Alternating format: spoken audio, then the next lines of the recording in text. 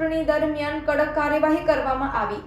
આગામી લોકસભાની ચૂંટણીને અનુલક્ષીને રાજ્યના ડીજીપી વિકાસ સહાય અને બોર્ડર રેન્જ આઈજી ચિરાગ કોરડિયાની સૂચનાથી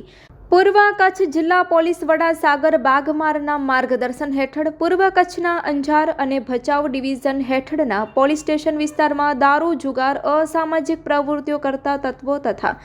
જાણીતા બુટલેગરો સામે કડક કાર્યવાહી કરવા માટે પૂર્વ કચ્છ એલસીબી એસઓજી સહિતની વિવિધ બ્રાન્ચ તથા જે તે પોલીસ સ્ટેશન દ્વારા પગલાં લેવામાં આવ્યા છે, જેમાં પાસામાં 13 તડીપાર 14 અટકાયતી પગલાં 10,082 હથિયારો જમા 662 લેવામાં આવ્યા છે। આ ઉપરાંત ટ્રાફિક ઝુંબેશ તથા કાળા કાંચ ધરાવતા વાહનો તથા સામખિયાળી, આડેસર, બાલાસર, ખડીર સહિતના અન્ય જિલ્લાની સરહદ ધરાવતા પોલીસ ચેકપોસ્ટ પર કડક ચેકિંગ કરવામાં આવી રહ્યું છે।